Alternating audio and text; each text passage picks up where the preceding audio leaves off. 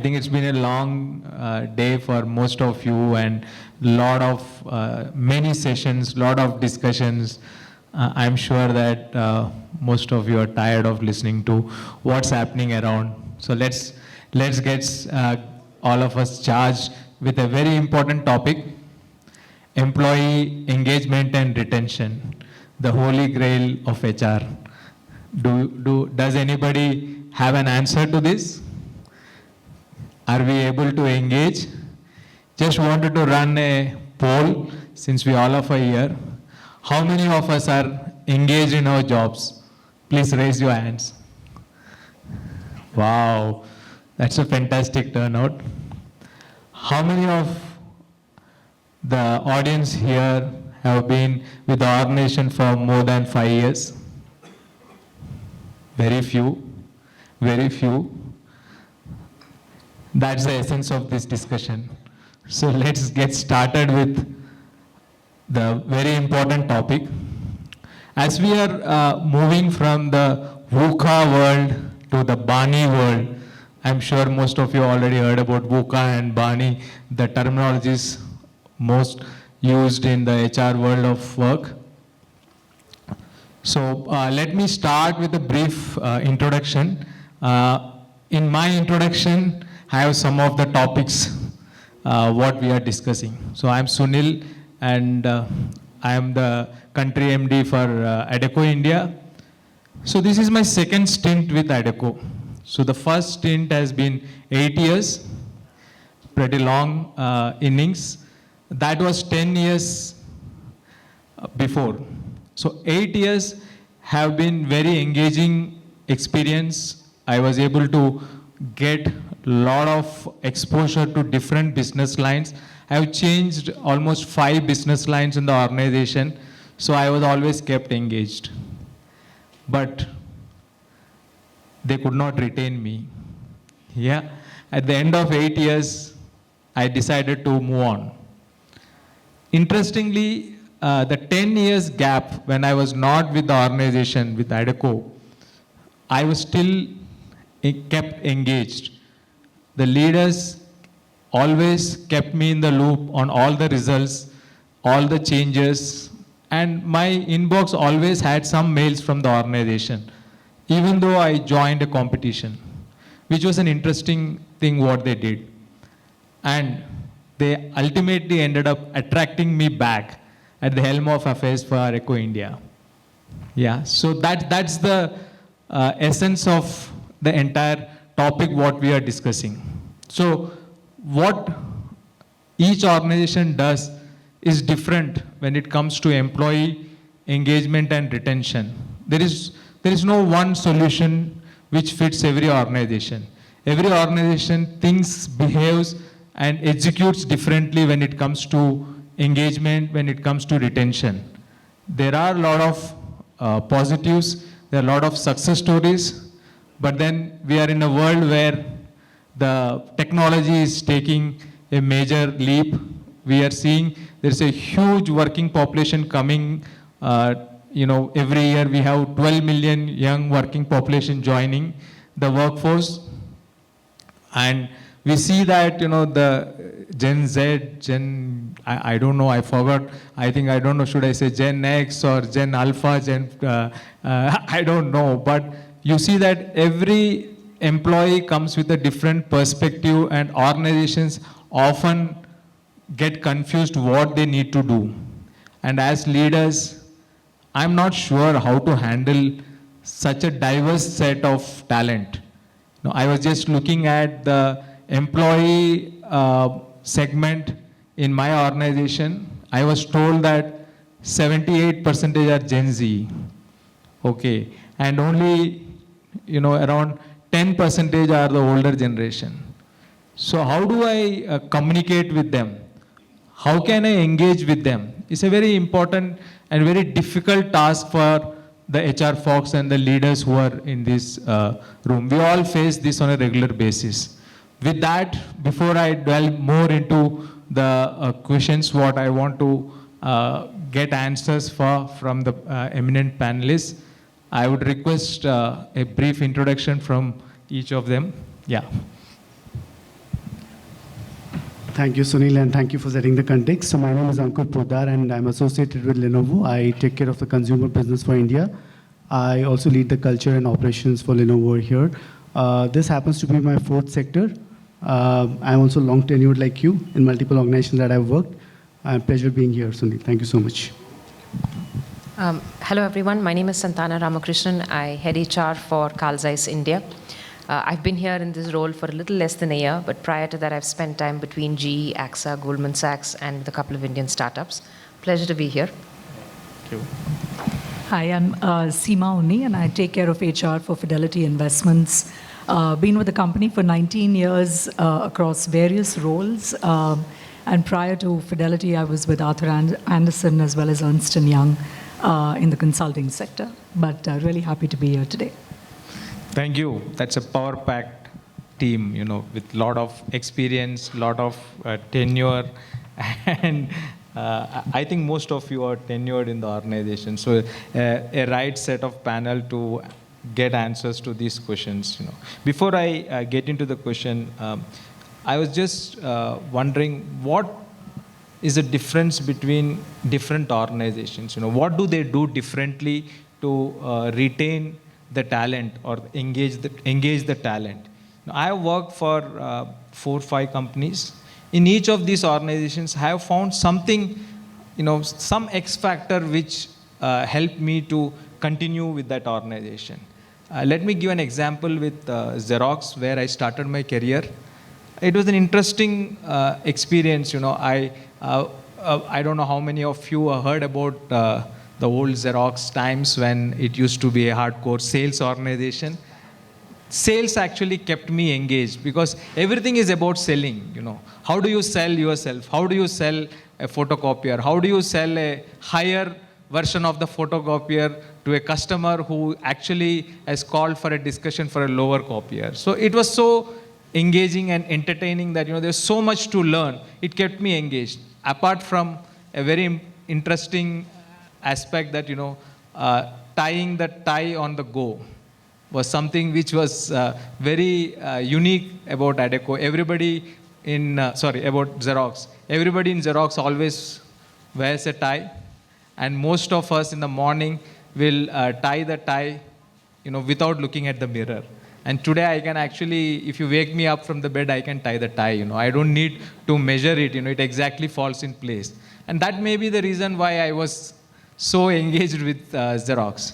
So like that, if you take Google looks at the well-being of the employee, which makes people to stick to the organization. So I wanted to ask you a question. So in this changing world, now hybrid work culture is the way of life. Organizations have 3+2 or 4+1 or 2+3. These are different terminologies. So how do you put a plan to engage the employees? So we no more have the water cooler discussions, which gets them to hook to the culture of the organization. So what changed, and how do you keep the employees engaged? Question to you. Very interesting, and with the multi-generation thing that you spoke about, especially Gen Z, which is kind of increasing in number, and the data says that about 35% composition is what we'll see by 2025 at a workplace. I think they crave for flexibility. Very clearly, I think one of the things very, very core to Gen Z is work-life balance, and which correlates to flexibility in certain way. Now, how do we engage the hybrid employees? I think when I say hybrid employees, it also means that you're connected to the office. Hybrid doesn't mean remote, right? So there are certain days when you have to be in office. One thing that we advise and advocate to managers is that call your teams once or twice a week when the entire team is together. Have your team meetings, because the surveys, if you look at, while the individual engagements have gone up because of the flexibility, there's a higher job satisfaction, higher work engagement, but team level parameters like collaboration, cohesion, camaraderie, they have taken a hit, right? Because it's a dispersed team. So one of the things that we do is we get people together very often. At an organization level, when we are having events like all hands call or round tables, we encourage people to come to the office and attend from there. This is to bring physical proximity very, very clearly, right? Then there are clear connects which connect plans which each of the manager follows with the remote teams and the teams which are in the office. I think that's very well laid down. So the 101 connects, sometimes what you don't see, you miss out, right? So in the ways of working for managers, what we have defined is that there's a certain connect cadence that they have to follow, especially for people who are working from home. So that's the other piece that we kind of try and keep them glued. And the third important pillar is over-communication, because the least we can do as an organization is to over-communicate with the people who are a little distant physically. They might be connected virtually, and so a lot of sessions, a lot of programs that leaders run, which kind of address the people who are working remotely. These could be well-being programs. These could be programs around enhancing your performance while you're working remotely. Any perform, but we try and get them into these programs so they're glued very clearly. And last thing I want to talk about is that for the people who are working remotely, there is a sense of social isolation, and this is what research is saying, right? Right. You and I can disagree, but if you look at the research of Harvard recently, it says that there is a feeling of alienation. So what is required? What you require is relatedness at work, and you require belongingness at work. And to address these two parameters of relatedness and belongingness, we have recently created community circles. We've got people with like-minded passions and interests come together in form of communities. So if you're a traveler or a photographer, we've created those communities. And it's a mix of people who are working from office or working from home, to kind of, so that there's cohesion, people are able to kind of converse with each other on these topics. These are some of the things that I could think of, yeah.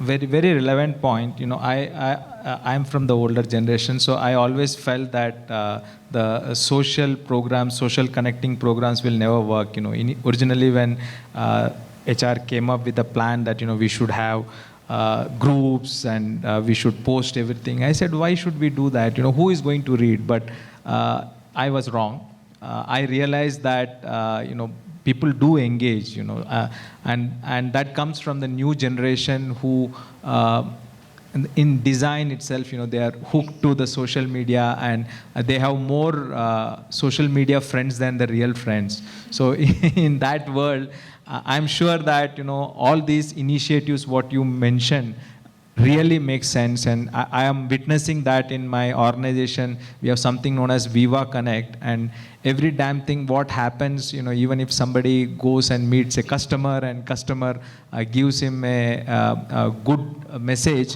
he comes and posts, and there are, I could see there are thousands of likes coming on, so which actually gets them engaged, and they feel, they are all working together, and I think that's an important message which I take away, and it's important to keep doing those things.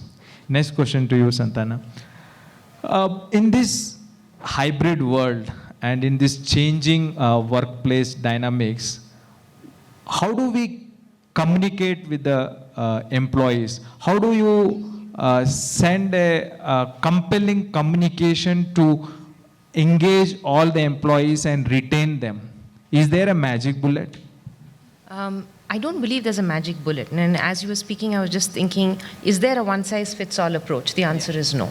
And specific to Carl Zeiss, in India, we have the entire value chain, right? From manufacturing, sales and services, support, R&D, tech, digital services.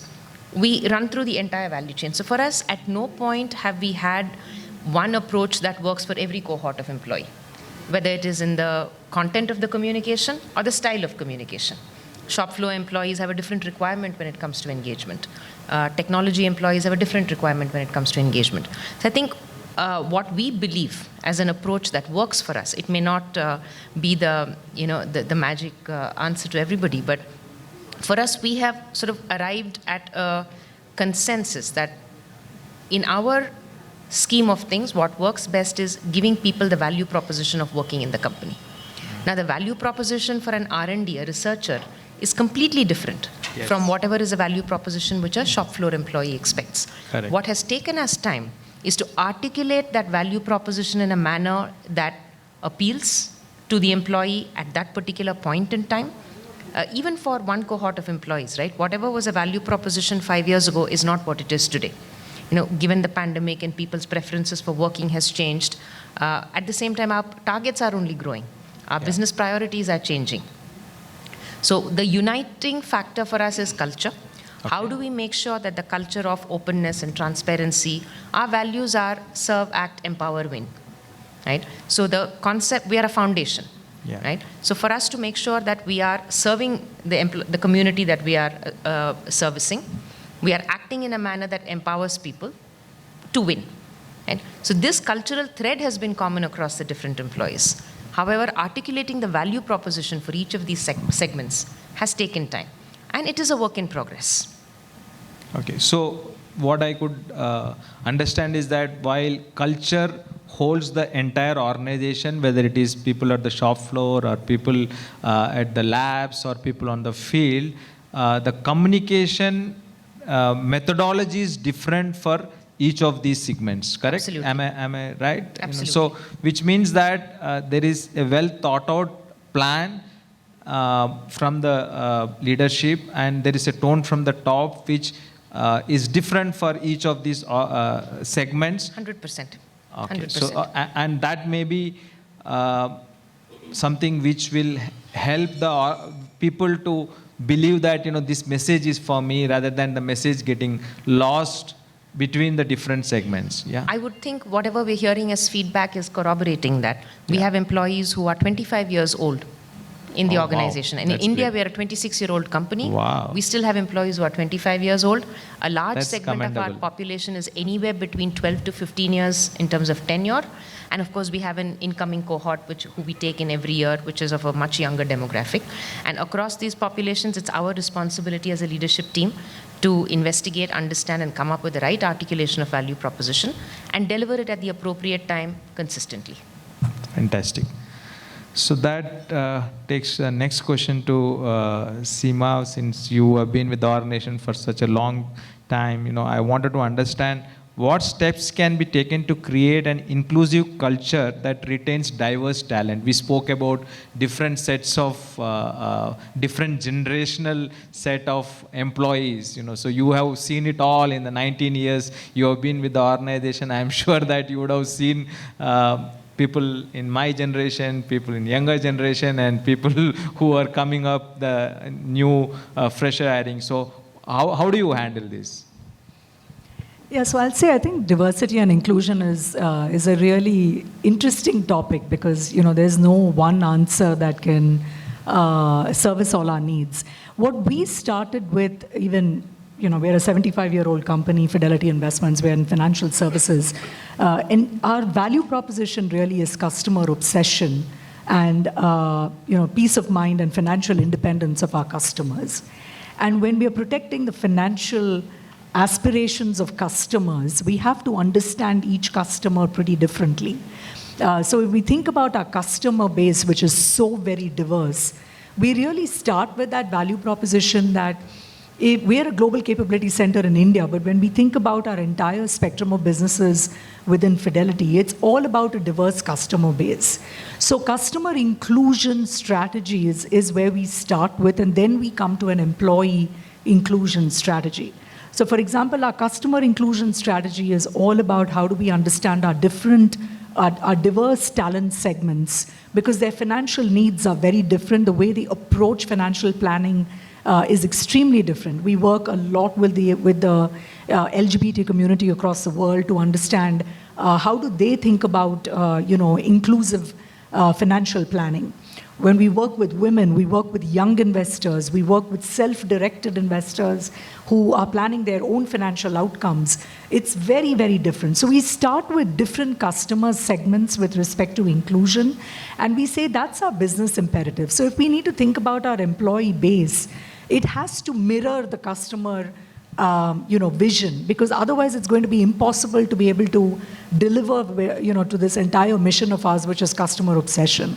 So over the years, as we have thought about our inclusion strategy, it's really got its foundation on the various customer segments. So we've got obviously very visible dimensions of diversity and inclusion that we focus on, but we also focus on invisible dimensions of cognitive biases, or when we think about neurodiversity, or you think about any of the other emerging areas that are coming about, how do we inculcate an environment within the firm where employees feel very, very safe to bring their best selves to work. And sometimes they may not even, bring their selves to work, right? So it's an environment where you're allowing the opportunity for your employees to experience both the visible and the invisible dimensions. One of our biggest success stories in Fidelity has really been our affinity groups, or what we call employee resource groups. Because we have customer resource groups and we have employee resource groups, and they are very, very, the intersectionality between them is immense. So what happens then is that, you're not doing diversity and inclusion. Obviously, we have a moral responsibility from a value proposition perspective to be a very respectful workplace, but there's also a business imperative. So the intersectionality between customer inclusion groups, employee resource groups internally is very powerful. And then when we think about employee resource groups, we always say, let's start with community at the base, which is how do you bring a community together so that it's, you're encouraging safe discussions. And then you move up the value chain of that diversity, which is business impact, belonging. How do we really think about affiliations that are extremely diverse, right? So we've got a fairly structured way of looking at it. And then our employee pulse surveys, as well as the feedback that we receive from our college students that we just hire, or our candidate experience survey. Even a candidate who walks in gets to meet with a diverse panel, and we run candidate experience surveys even before they've joined the company to understand, did they experience inclusion during the interviews? And that's a very important part when we think about the life cycle of inclusion. It doesn't just start with employees internally, but it also starts with prospects who are out there who are ready to, open to joining Fidelity. We want them to have an inclusive experience in terms of mindset. So right from pre-joining to candidate experience to actual employees to the customer intersectionality, we kind of look at it more as systemic aspects, like every system and process has to cater to our diverse talent segments. The one thing I will say, just having gone through generational diversity myself and also experienced it as an HR professional, there are many commonalities across generations. We don't talk enough about them. I think the social connectedness that you spoke about is so prevalent today. Every generation needs social connectedness. So I think thinking about commonalities and not just differences is very important when we examine this space. So just a few things that we do in Fidelity, but I think also, foregrounded really in some research about inclusion. Fantastic. I have a counter question to you. You spoke about diversity and inclusion. Yeah, inclusion has a lot of meanings. It's just not including them, a financial inclusion. And diversity also has different meanings for different organizations.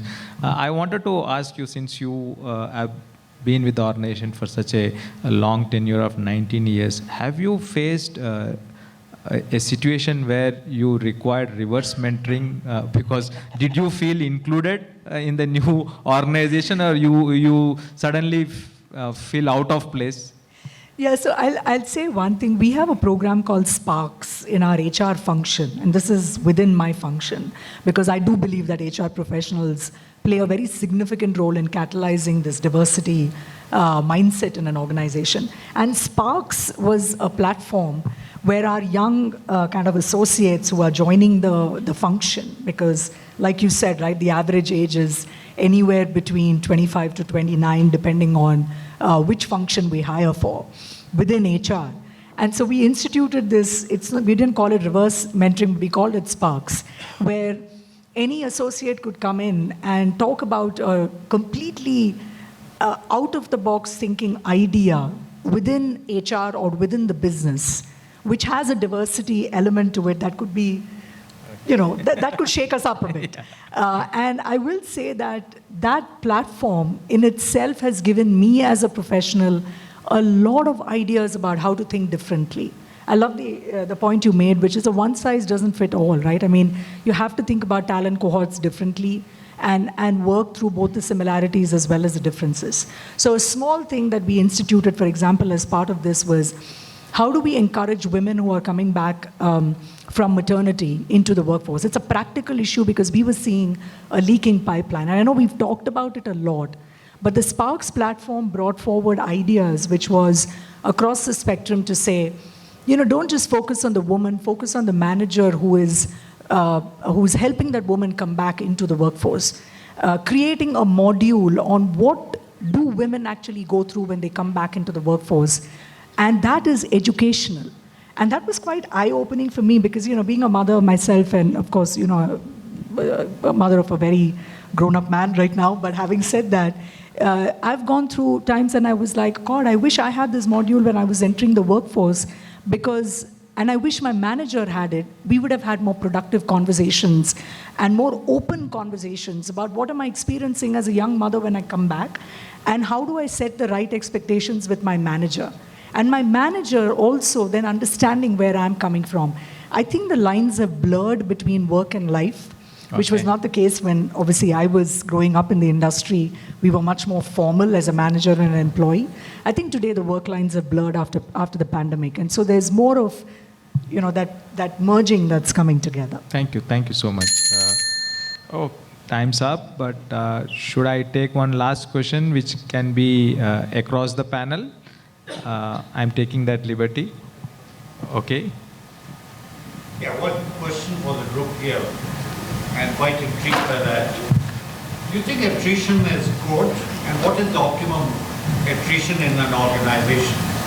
Research points out that organizations with low attrition, they become extinct much faster than organizations with high attrition. So it's a double-edged sword. Quite intrigued and would love to have your perspective as what is the optimum attrition in an organization.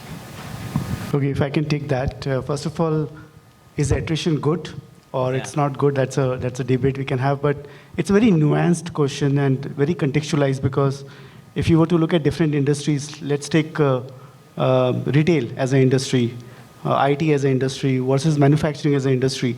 The attrition rates are very different in these industries. So to put a common denominator across the industries, to my mind, would not be right at all. We have to look at the context of the industry that we are talking about because the dynamics are very different. And lastly, some level of attrition, I'm not putting a number here, some level of optimum attrition is important. It helps because you get diversity of thought process and you get people who challenge your status quo when you bring them in, right? So I would say it's a good way to create diversity and get diverse talent in. Yeah. My take is slightly, sorry. Ask you to put a figure. What is your, sorry, putting you in a hot spot. If you were to give me the which industry or which sector are you talking about, then possibly looking at the average attrition rate, I can say that. Because there's a lot of variation of attrition across sectors. So putting a number may not be fair at all. Your industry. So we are clocking about 11%, so I would say about 4%, 4 to 5% should be good enough. That's a good, reasonable attrition to have. Yeah. And I second this thought. It is different for different organizations. We work with a lot of organizations in the contract staffing space, and I have some organizations coming back and saying that why is the attrition so low? Why can't it be 30 to 50% so that we can have new talent coming in and people not sticking longer, and the wage escalation doesn't hit their bottom line. So it's a catch-22 situation. You look at some of the IT organization where attrition is good because the cost of retaining a talent, paying higher wages versus getting a fresh talent. So much debate. There is so much of debate about salary levels of the fresh talent, but there is something in it why it still is evolving, and that's still most sought after fresher hiring with 4 lakh packages versus you train him for 11 months and then you get the output what you can get from probably a 4 or 5 year old experienced guy at half the cost. So it has to be looked at in multiple dimensions. Well, I'll let SEEMA have the last word. I'm going to caveat my answer by saying I grew up in GE, in Jack Welch's GE. With that background, I think we've always believed attrition of a certain percentage, and GE has always been very clear that it's a bottom 10% attrition rule that works. And that is important to bring in the churn within the organization that is required for us to continue maintaining the speed and the growth that we believed in. And having done and been a practicing HR professional for the greater part of 2 decades, I have grown to believe with multiple experiences that about a 10% attrition that which you can bring into the organization. Now, regrettable, unregrettable, all of those are nuanced questions, but a straightforward answer to your question is, I wouldn't be unhappy with the 10% attrition. Well, I just want to say ditto. Okay, great. Yeah, that's my response as well. I mean, I would be in that ballpark figure. Yeah, so do we have time to take questions or that's the wrap? Okay, so time's up. Thank you so much for such a wonderful session. Thank you and so much. you're sharing your thoughts. I was privileged to moderate this session. Thank you.